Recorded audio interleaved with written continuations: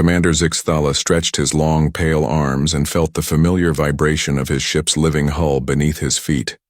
The biocruiser devouring light pulsed gently through space, its organic engines breathing in cosmic radiation and converting it to movement. Around him, 11 other ships of the Hegemony fleet moved in perfect formation, their hulls gleaming with the wet shine of living tissue. Another empty sector, muttered Subcommander Krellax from his position at the nerve cluster that served as their control station. His 6 eyes flickered with boredom as he monitored the biosensors. 3 cycles without contact. The rim worlds grow quiet. Zixthala nodded, his mandibles clicking with mild annoyance. For 3,000 years, the Hegemony had ruled this part of the galaxy. Their bioships were works of art and terror, grown rather than built, alive rather than mechanical. Each vessel was a predator, designed to hunt and kill with elegant brutality. The sight of a Hegemony fleet had made entire star systems surrender without firing a shot. But lately, the outer rim had become boring. Too many worlds had already fallen. Too many species had learned to submit at the first sight of their organic warships. Zixthala missed the old days when enemies would at least try to fight back. "Commander," Krellax said, his voice carrying a note of interest for the first time in days. "I detect something unusual. Grid 77 Alpha." Zixthala moved to the viewing membrane, a transparent section of the ship's hull that could focus like a giant eye. The stars shifted as the devouring light turned its attention to the coordinates. At first he saw nothing but empty space and distant stars. Then the sensors found it. "By the void," Zixthala whispered. "What is that thing?" The object on their screens defied easy description. It was massive, easily 3 times the size of their largest biocruiser. But where Hegemony ships flowed with organic curves and pulsing bioluminescence, this thing was all angles and hard edges. It looked like someone had taken a mountain and covered it in metal plates and weapon ports. "It appears to be artificial," Krellax reported, his voice uncertain. "But the construction methods are unknown. No biological components detected. The entire structure appears to be dead." Dead? Zixthala felt a chill run through his carapace. How can something that large be completely lifeless and still function? The sensor readings made no sense. The vessel was constructed entirely of refined metals and synthetic materials. No living tissue anywhere. Yet it moved through space with purpose, clearly under intelligent control. It was like discovering a corpse that could walk and think. Meanwhile, 3,000 kilometers away, Captain Jake Morrison stood on the bridge of the USS Dakota and studied the tactical display with professional interest. The massive human dreadnought hummed with the sound of fusion reactors and electronic systems, a symphony of mechanical precision that had become as familiar to him as his own heartbeat. 12 contacts, Captain," reported Lieutenant Amy Foster from the tactical station. Her fingers danced over holographic controls as she analyzed the incoming ships. "Unknown configuration. They're not in any of our databases." Morrison nodded, his weathered face calm despite the historic nature of the moment. At 52, he had served in the colonial navy for 30 years, fighting pirates and rebels among the outer colonies. But this was different. This was first contact with a genuine alien species. "Distance?" he asked. 4,000 kilometers and closing. Their approach vector suggests they're not trying to avoid us." Morrison studied the alien ships on his screen. They were beautiful in their own way, like living creatures swimming through space. But beauty didn't make them less dangerous. In his experience, the most dangerous enemies were often the most elegant ones. "Sir," called out Communications Officer Lisa Park from her station, "I'm detecting some kind of energy buildup in there. Weapon systems. Not sure what type, but it's definitely weapon grade." "Understood." "Amy, what's our tactical assessment?" Lieutenant Foster's report was crisp and professional. 12 ships, each approximately 400 meters long. Energy. Signatures suggest bioorganic construction. Weapons appear to be energy-based, possibly plasma or particle beams. No kinetic weapons detected. Morrison raised an eyebrow. "No kinetic weapons at all?" "None, sir. It's like they've never heard of railguns or missile systems. That was interesting. In Morrison's experience, any species that reached space would naturally develop kinetic weapons. They were simple, reliable, and effective. Energy weapons were flashier, but they had limitations that kinetic systems didn't. Engineering. Morrison called to Chief Pete Collins. "How are we looking?" "All systems green, Captain," came the reply. From the engine room. "Reactors at full power, armor systems charged, point defense online. The Dakota is ready for whatever they want to throw at us." Morrison allowed himself a small smile. The Dakota was the pride of the colonial fleet, a testament to human engineering and military thinking. Where the alien ships looked like sea creatures, the Dakota looked like exactly what it was. A fortress designed to fight and win battles in the vacuum of space. "Sir," Amy Foster reported, "they're slowing down. It looks like they want to talk. Or, they want to get close enough for their weapons to be effective," Morrison replied. "Either way, we'll be ready. Lisa, prepare to open a channel if they try to communicate. Amy, keep all weapon systems ready, but don't target them yet. Let's see what they want." The two fleets continued to close the distance, each representing a completely different approach to space warfare. The hegemony ships moved with fluid grace, their living hulls rippling with bioluminescent patterns that served both as communication and intimidation. They had conquered hundreds of worlds with their combination of biological weapons and superior technology. The human ship moved with mechanical precision, every system calibrated for maximum efficiency. It represented humanity's first serious attempt at building a warship designed specifically for combat against unknown alien threats. Neither side fully understood what they were about to encounter. "Commander." Zixthala watched the human vessel grow larger on his screens and felt something he had not experienced in decades. Uncertainty. The alien ship's design made no sense according to everything the hegemony knew about space warfare. It was too large, too heavily armored, and too obviously designed for prolonged combat. "Commander," Krelak said quietly, "perhaps we should call for reinforcements." Zixthala's mandibles clicked in what might have been laughter. 12 bio-cruisers against one alien vessel? What kind of commander would I be if I called for help against such odds? But even as he said it, something deep in his genetic memory whispered warnings. This was not going to be like their previous conquests. The two forces continued their approach, neither knowing that this moment would change the balance of power in their entire sector of the galaxy. The hegemony fleet moved into their traditional attack formation with practiced ease. The 12 biocruisers spread out in a flowing pattern that looked like a hunting pack of space predators. Each ship pulsed with different colors, creating a light show that had terrorized countless worlds across the galaxy. Commander Zixthala felt the familiar rush of anticipation as his fleet prepared for what should be a simple conquest. The Devouring Light and her sister ships had performed this dance hundreds of times. First came the intimidation display, then the surrender demand, then either submission or a brief one-sided battle.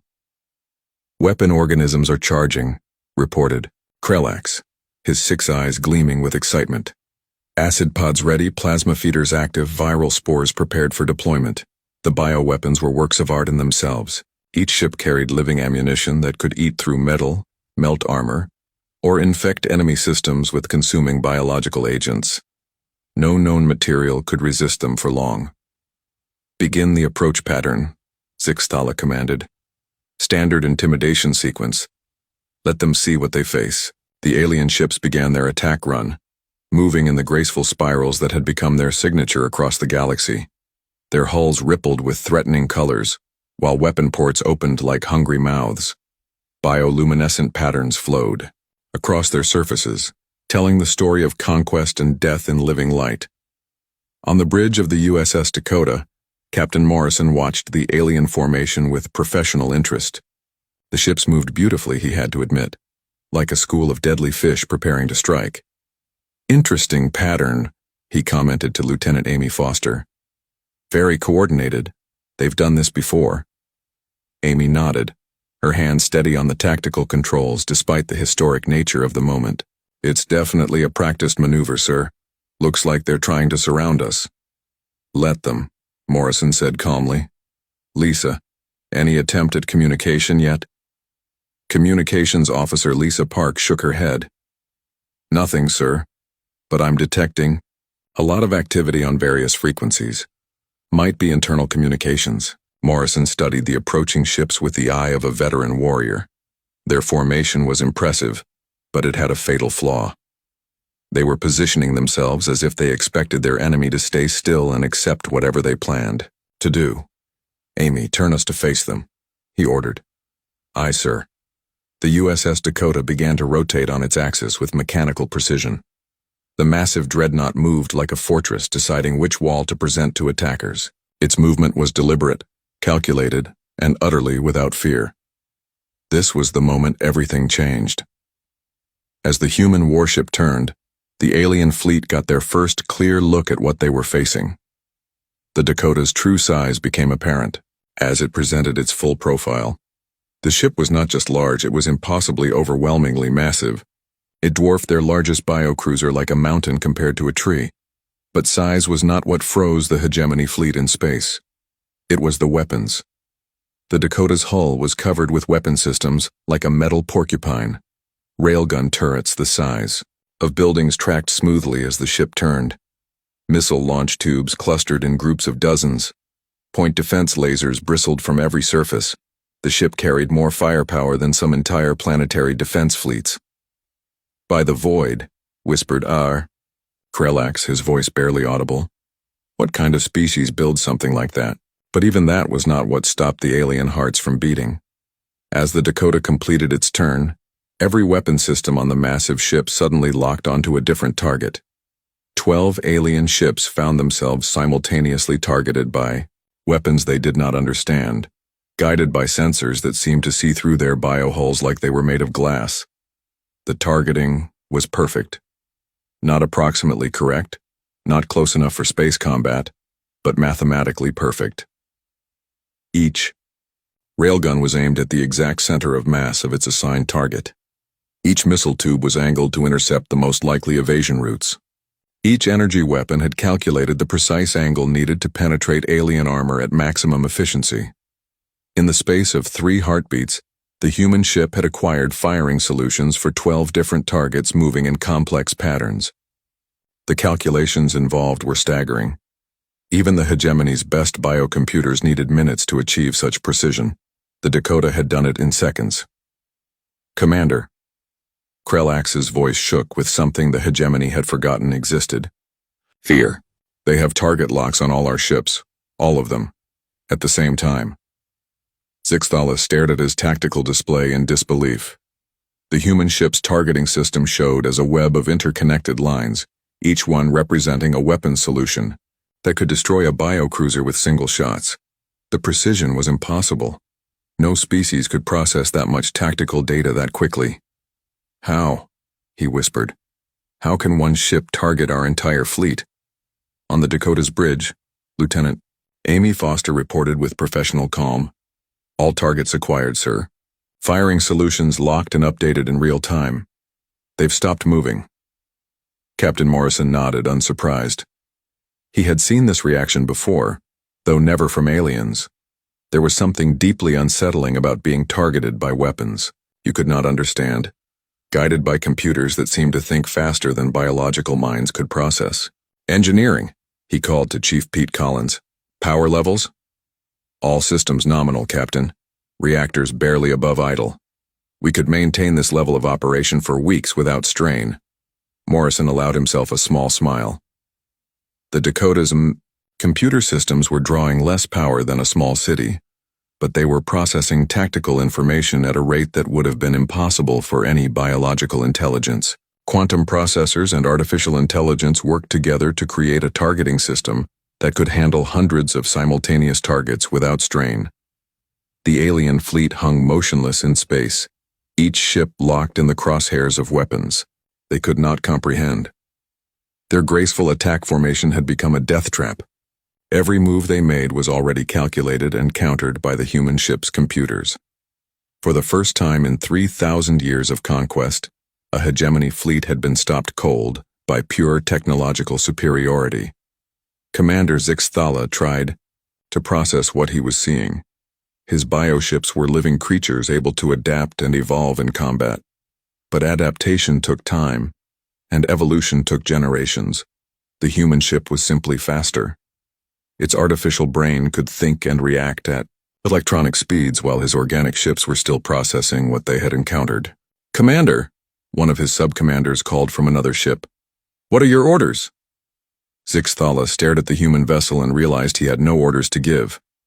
Every tactical manual, every battle plan, every strategy the hegemony had developed assumed they would be fighting slower, less sophisticated enemies. They had never encountered a species that could outthink them in real time.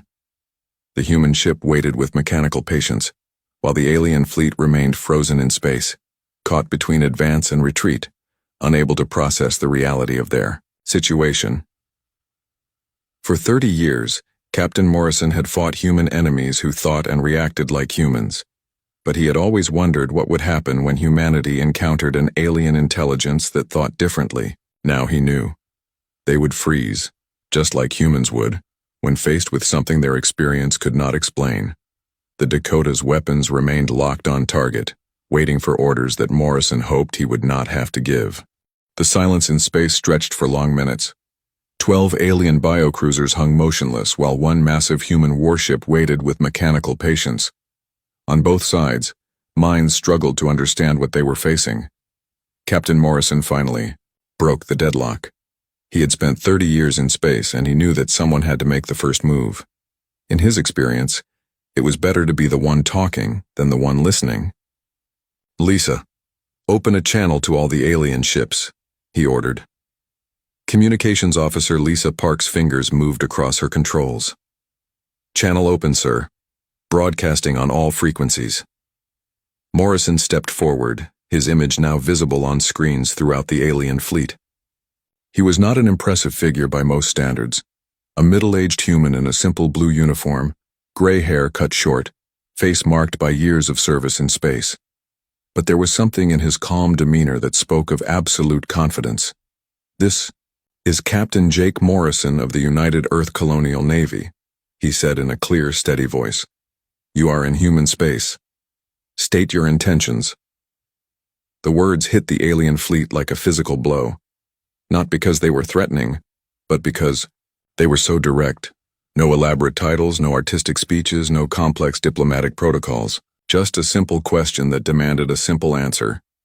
Commander Zixthala stared at the human's image on his viewing screen.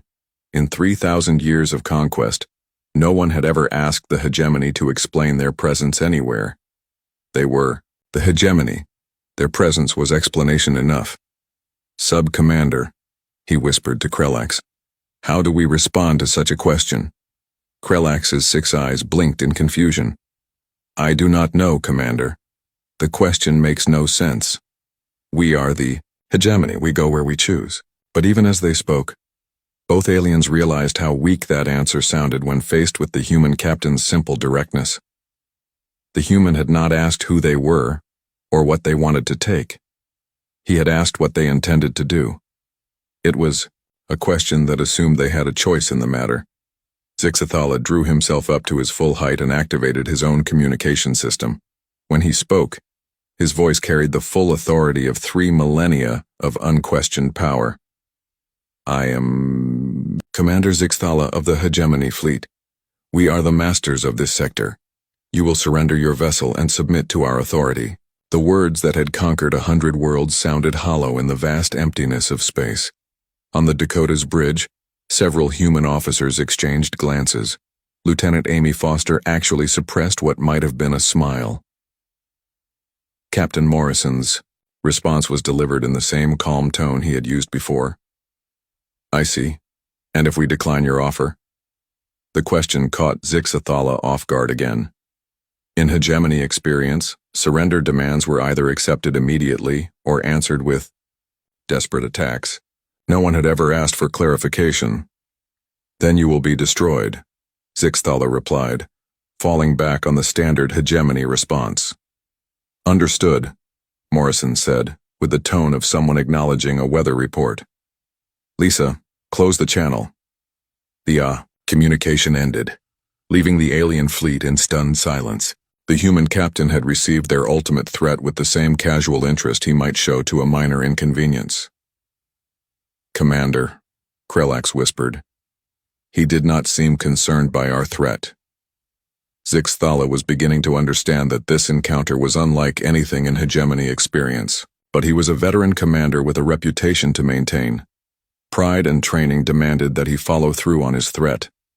"Begin the attack," he ordered. "Deploy spore clouds and prepare acid launchers." The hegemony fleet burst into action. Their bioships pulsed with deadly purpose as weapon organisms prepared to release their loads. Clouds of corrosive spores erupted from launch tubes, creating expanding spheres of death that had melted the hulls of countless enemy vessels.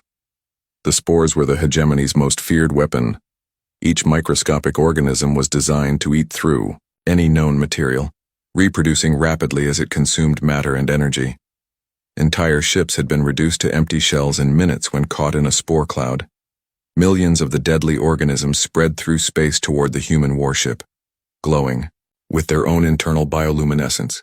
It was a beautiful and terrifying sight. Death given form and set loose in the vacuum. On the Dakota's bridge, sensors detected the approaching spore cloud immediately. Chief Pete Collins's voice came over the communication system from engineering. "Captain, I'm reading some kind of biological material approaching our position. Looks like microscopic organisms of some kind." Morrison nodded calmly. "Defensive measures, Chief." "Already on it, sir. Point defense systems are tracking the cloud. What happened next would be talked about in alien military academies for generations, though few would believe the reports." The Dakota's point defense grid activated with mechanical precision. Hundreds of small laser arrays emerged from hidden ports across the ship's hull. Each laser was no bigger than a human finger, designed to intercept incoming missiles and debris. But human military engineers had built them to be very, very precise. The laser grid began firing in rapid pulses, each beam lasting only microseconds. To human eyes, it looked like a light show, tiny flashes of coherent light sparking across the space between the ships. To the alien spores, it was targeted extinction. Each laser pulse struck and destroyed thousands of the microscopic organisms. The computer systems controlling the defense grid calculated the exact frequency needed to disrupt the spore's biological processes, then delivered that energy with surgical precision. In the space of 30 seconds, millions of deadly organisms were reduced to harmless carbon compounds floating in space. The most feared weapon in the hegemony arsenal had been completely neutralized by what the humans considered basic defensive systems. The alien fleet watched in horror as their ultimate weapon simply vanished, eliminated by technology they did not understand operating at speeds they could not match. "Impossible," breathed Krelax. "The spores can eat through anything. They have destroyed battle fleets." But Commander Zixthala was beginning to understand a terrible truth. The spores could eat through anything the hegemony knew about. But the humans had built their ship from materials and principles that the aliens had never encountered. On the Dakota, Chief Collins reported the results with professional satisfaction. "Threat neutralized, Captain. Point defense worked perfectly. Should I be worried about this stuff?" Morrison looked at the tactical display showing the now harmless remains of the alien attack, then at the frozen enemy fleet on his main screen. His response was transmitted automatically to the alien ships through the still-open monitoring channel. Was that supposed to be an attack? The question hung in space like a physical weight. The hegemony had just deployed their most feared weapon, and the human captain was asking if it qualified as an attack. Commander Zixthala felt something he had never experienced in his long military career. The cold certainty that he was completely out of his depth. These humans did not just have better weapons or stronger ships. They thought about warfare in ways that made hegemony tactics seem like children playing with toys. The bioships hung in space, their commanders struggling to process what they had witnessed. For the first time in 3,000 years, a hegemony attack had been casually dismissed as inadequate, and the human ship waited patiently for their next move, its weapons still locked on target, its crew calmly ready for whatever the aliens might try next. The balance of power in the galaxy had just shifted and only one side fully understood what had happened. The communication channel remained open between the human ship and the alien fleet. What followed was not the usual exchange of threats and demands that marked most first contact situations. Instead, it became something far more terrifying for the hegemony, a casual conversation that revealed the true scope of what they faced. Commander Zixthala, still reeling from the complete failure of his spore attack, tried to regain control of the situation. His pride and 3,000 years of hegemony dominance demanded that he show strength, even in the face of this impossible enemy. "Human vessel," he transmitted, his voice carrying forced authority. "You have witnessed only a fraction of our power. Surrender now, and your death will be swift." Captain Morrison's response came back with the same calm tone he had maintained throughout the encounter. "Lisa, are you getting good recordings of all this? Command is going to want detailed reports." The casual comment, meant for internal communication, reached the alien fleet through the open channel. The implications struck the hegemony commanders like ice water in their veins. The human captain was not treating this as a desperate battle for survival. He was treating it as a routine patrol encounter that would require paperwork when he got home. "Sir," came Lieutenant Amy Foster's voice over the channel. "Based on their formation and weapon signatures, these appear to be patrol vessels. Intelligence suggests their standard tactics rely on biological warfare and energy weapons. Our kinetic barriers should be completely effective against anything they can deploy." The professional analysis reached alien ears with devastating clarity. The human tactical officer had studied their ships for a few minutes, and already understood their capabilities better than some hegemony commanders understood their own vessels. But worse was the casual dismissal of weapons that had conquered star systems. Completely effective meant the humans were not just confident.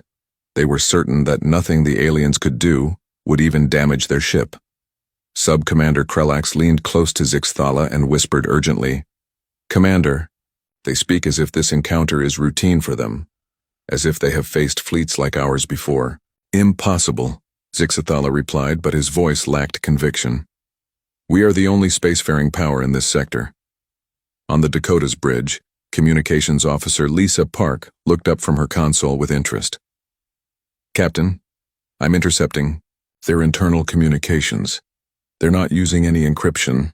Should I translate what they're saying?" Morrison nodded. "Put it on speaker. Let's see what they're thinking."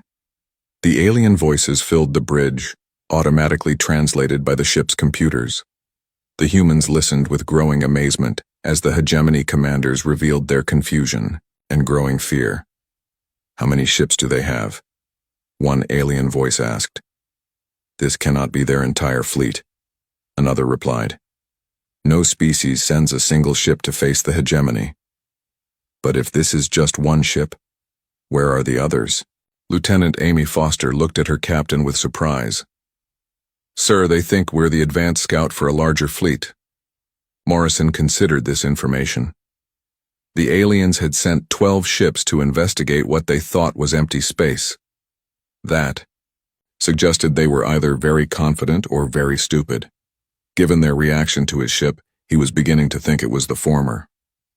"Chief Collins," Morrison called to engineering, "what's our status on the new weapon systems? Command wanted field testing data." The chief's voice came back cheerfully. "All systems green, Captain. The new railguns are performing perfectly. Reactor output is steady. We could maintain full combat readiness for weeks without strain." The conversation, still being transmitted to the alien fleet, hit the hegemony like a series of hammer blows. The humans were not just unafraid. They were disappointed. They had come here hoping for a real test of their weapons, and 12 alien ships were apparently not enough to provide meaningful data. Commander Zixthala felt his world collapsing around him. These humans spoke of his fleet, 12 biocruisers that had conquered dozens of worlds, as if it were a minor training exercise. "Lisa," Morrison continued, "send a message to Admiral Chen. Tell her we've made contact with local aliens. Current threat assessment is minimal. Request instructions. For next phase of exploration." The message that reached alien sensors was automatically translated and distributed through the hegemony fleet. The effect was immediate and devastating. Admiral Chen. There was an Admiral Chen, which meant there were more human ships, many more. And this massive, impossibly powerful warship was just one vessel in a fleet large enough to require an admiral. Commander, Krelax's voice was barely a whisper. If this ship requires an admiral to command the fleet it belongs to, how many ships do the humans have? Zix Thala could not answer. In hegemony experience, admirals commanded hundreds of ships. If the humans followed similar patterns, they possessed a fleet that dwarfed anything the hegemony had ever assembled. The communication channel crackled as another voice joined the conversation from the human ship. Captain Morrison, this is Ensign Kelly in sensor analysis. I'm reading interesting energy patterns from the alien ships. Their power systems appear to be biological in nature. I've never seen anything like it. Understood, Kelly. Add it to your report. The science teams back home will be fascinated. Science teams. The humans had science teams studying alien technology. They were not just warriors. They were researchers, explorers, people who studied new things with systematic curiosity, rather than simply destroying them. But what terrified the aliens most was the tone of these conversations. The humans were not excited by first contact with an alien species. They were not awed by the hegemony's organic technology. They were mildly interested, the way scientists might be interested in discovering a new type of bacteria. Captain, Amy Foster reported, I'm getting some unusual readings from their weapons systems. It looks like they're charging up for another attack. Morrison sighed, a sound that carried clearly over the communication channel. Well, I suppose they have to try. It's probably required by their military protocols. Amy, make sure all defensive systems are ready. I don't want to have to explain battle damage to the repair crews. The casual dismissal of an impending attack by the combined firepower of 12 hegemony warships struck the alien fleet like a physical blow. The human captain was not preparing for a desperate battle. He was annoyed at the prospect of having to fill out damage reports. Commander Zix Thala stared at his tactical display and realized that everything he had believed about warfare, about power, about the hegemony's place in the galaxy, was wrong. These humans did not see his fleet as a threat. They saw it as an inconvenience. All ships, he transmitted to his fleet on a secure channel. Hold position. Do not attack. We need to reassess this situation. But even as he gave the order, Zix Thala knew that no amount of reassessment would change the fundamental truth he was facing. The hegemony had encountered a species that was not just more powerful than they were. It was a species that operated on a completely different level of warfare, technology, and thinking. And that species was apparently so confident in their superiority that they sent single ships to explore territory that the hegemony considered their own. The galaxy had just become a much more dangerous place, and the hegemony was no longer at the top of the food chain. The standoff continued for another hour. 12 alien biocruisers hung motionless in space while the massive human warship waited with mechanical patience. On both sides, commanders weighed their options and found them wanting. Captain Morrison had spent the time reviewing intelligence reports and consulting with his senior staff. The aliens had not attacked again after their failed spore assault, which suggested they were capable of learning. That was good. It meant they might be capable of reason. Amy, he said finally, what's your assessment of their current status? Lieutenant Amy Foster studied her tactical display before answering. They're maintaining formation but not charging weapons. Power levels suggest they're running normal operations, not preparing for combat. I think they're waiting to see what we do next. Morrison nodded. In his experience, that was usually a good sign. Enemies who wanted to fight did not wait around for conversations. Enemies who waited were usually looking for a way to avoid getting killed. Lisa, open a channel to their lead ship. The communication link activated, and once again Captain Morrison's image appeared on alien screens throughout the hegemony fleet. But this time, his message was different. Commander Zix Thala, Morrison said, using the alien's name with casual familiarity, I've been thinking about our situation. You came here with 12 ships expecting to find empty space. Instead, you found us. I imagine that's caused some problems for your mission planning. The direct acknowledgement of their tactical situation caught Zixathala off guard. In his experience, enemies either threatened or begged. They did not analyze tactical situations with professional detachment. What do you propose, human? Zixathala asked, his voice carefully neutral. Morrison smiled, and something in that expression made every alien watching suddenly nervous. It was not a cruel smile or a threatening one. It was the smile of someone who had thought through all the possibilities and found them satisfactory. Here's what's going to happen, Morrison said in the same calm tone he had used throughout the encounter. You're going to return to your superiors with a message. Humanity claims this entire sector. Any hegemony ships found here after 72 hours will be destroyed without warning. This is not a negotiation. The words hit the alien fleet like a physical force. In 3,000 years of conquest, no one had ever given the hegemony an ultimatum. They were the ones who made demands. They were the ones who set deadlines. You are one ship against the might of the hegemony, Zixathala replied, falling back, on the strength that had served his people for millennia. We have conquered 1,000 worlds. Our fleets number in the hundreds. You cannot stand against such power. Morrison's response came back immediately, delivered with the confidence that had defined humanity's expansion into space. Then you should know what conquest looks like. The simple statement carried more weight than any threat could have. It suggested that humans had conquered before, that they understood the process, and that they were confident in their ability to do it again. Chief Collins, Morrison continued, speaking to his engineering officer but knowing the aliens were listening. Give them a demonstration of what we're talking about. From deep within the USS Dakota came a sound that had never been heard in this part of the galaxy. It started as a low hum that seemed to come from the ship's very bones, then built into something that resonated through space itself. The alien bioships, with their sensitive organic hulls, felt the vibration like a physical touch. The Dakota's main railgun was charging. The weapon that powered up was not like anything in hegemony experience, where their bioweapons relied on living ammunition and organic chemistry. The human railgun was pure physics made manifest. Magnetic coils the size of buildings generated electromagnetic fields so powerful, they created their own gravitational distortions.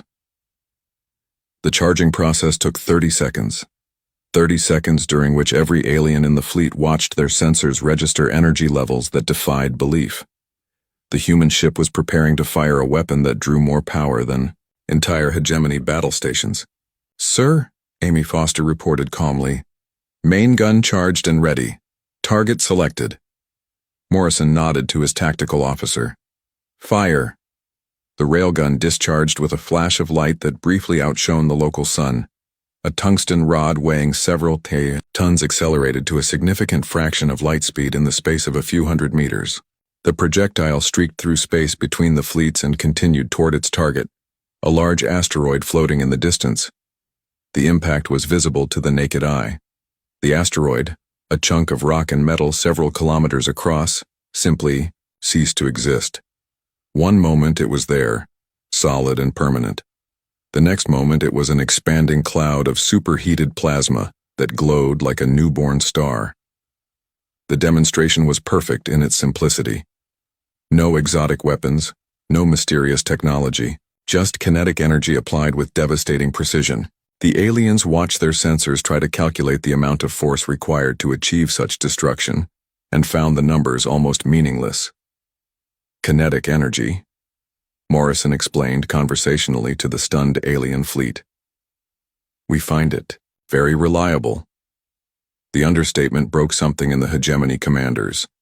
They had just witnessed the casual destruction of an asteroid larger than some of their space stations, delivered by a weapon that the humans described as reliable. Commander, Zixathala stared at the expanding plasma cloud that had once been solid matter, and felt the last of his confidence crumble. The humans had not just demonstrated superior firepower, they had demonstrated a level of technological sophistication that made hegemony weapons seem primitive by comparison. Commander, Krelax whispered, We must withdraw. This is not a battle. We can win.